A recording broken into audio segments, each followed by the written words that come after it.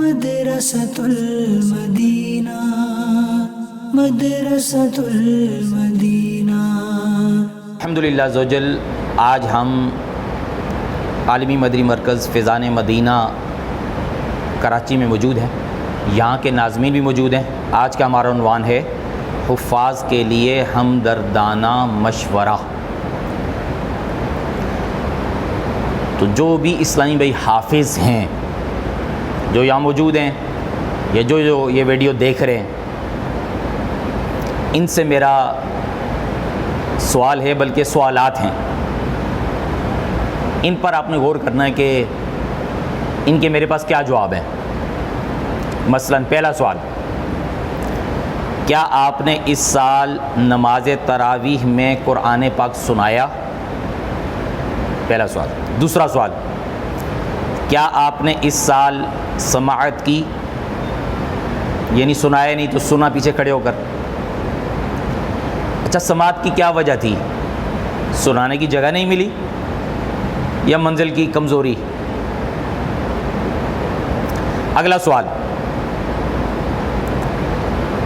اگر یہ دونوں کیفیات نہیں بنی تو کیا آپ نے اس سال قرآن پاک کسی کو سنا کر دور مکمل کیا؟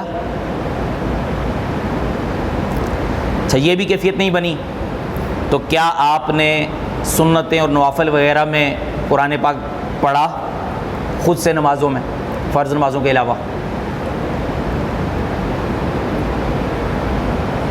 ہو سکتا ہے کسی کے ذہن میں یہ آئے کہ بھائی تراویح سنانا فرض و واجب تھوڑی ہے، اس میں کوئی شک نہیں ہے، نہ فرض ہے نہ واجب ہے، لیکن یہ ساری کیفیات جو میں نے بیان کی ہیں، عموماً جس کی منزل پکی ہوتی ہے وہ سارے کام کرتا ہے۔ اس میں ایک دو چیزیں اور ایڈ کر لیں۔ کیا آپ نے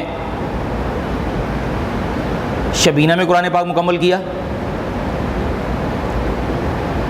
اچھا، یہ کیفیت بھی نہیں۔ ویسے ہی نوافل میں کسی کو سنایا ہو،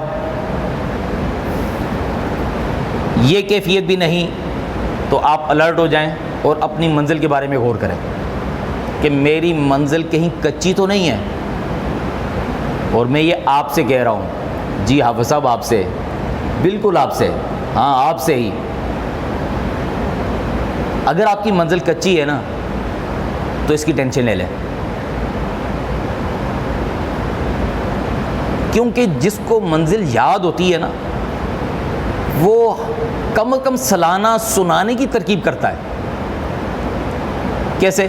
ایک قاری صاحب تھے ہمارے، ان کو جگہ نہیں ملی سنانے کی، انہوں نے کیا کیا کہ نوافل میں سنانا شروع کر دیا، روز کے 5 پارے، روز کے 5 پارے، 6 دن میں ختم۔ مقصود تو یہ ہے کہ یہ اعتماد حاصل ہو کہ مجھے قرآن یاد ہے۔ ٹھیک ہے، آپ نماز تراویح نہیں پڑھاتے تو کوئی بات نہیں، پڑھائیں تو بہت اچھی بات ہے، لیکن آپ کو منزل یاد ہے یہ کیسے پتہ چلے گا؟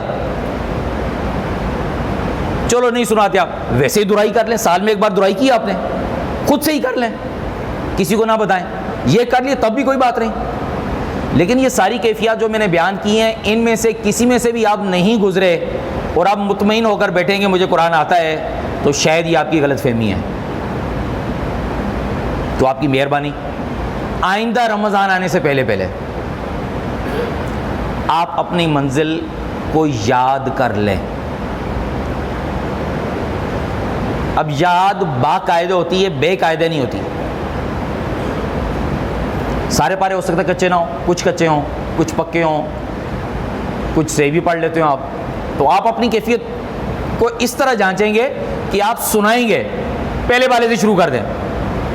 سنایا کسی کو آتا ہے، ٹھیک ہے، دوسرا پارا کچا ہے، اس کو لسٹ بنا لیں، جو پکے ان کو سنا دیں، باقیوں کی لسٹ بنا لیں اور اس کو یاد کرنا شروع ہو جائیں۔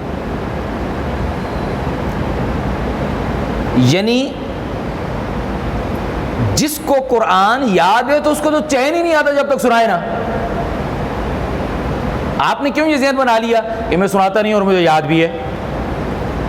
یا تو پھر یہ ہو سکتا ہے کہ آپ روز پڑھتے ہوں قرآن پاک، روز ایک پارہ پڑھتے ہیں یا منزل پڑھتے ہیں تو پتہ لگ جاتا ہے مجھے آتا ہے یا نہیں آتا۔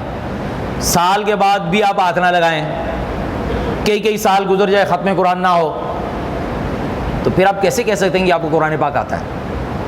کیونکہ پڑھائی کے دوران ہمارے جو استاد تھے، جو پڑھاتے تھے، جو حفظ کراتے تھے، بارہا انہوں نے وہ حدیثیں، وہ روایتیں، وہ حکایتیں سنائی ہمیں کہ قرآن بھولے گا تو کیا کیا اس کے آخرت میں وعیدیں۔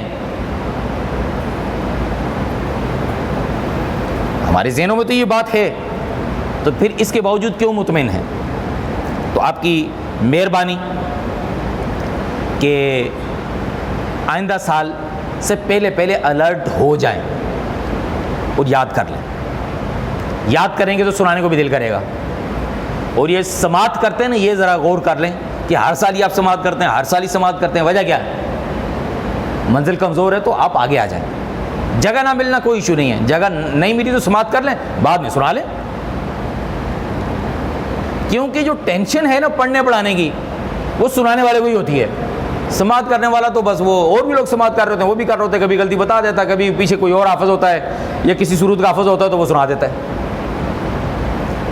تو امید ہے کہ ہمارے وہ حافظ صاحبان جن کی منزل میں زیادہ کمزوری ہے یا تھوڑی کمزوری ہے، وہ میرے اس ہمدردانہ مشورے پر یقیناً غور کریں گے اور اس پر عمل کرنے کی بھی کوشش کریں گے۔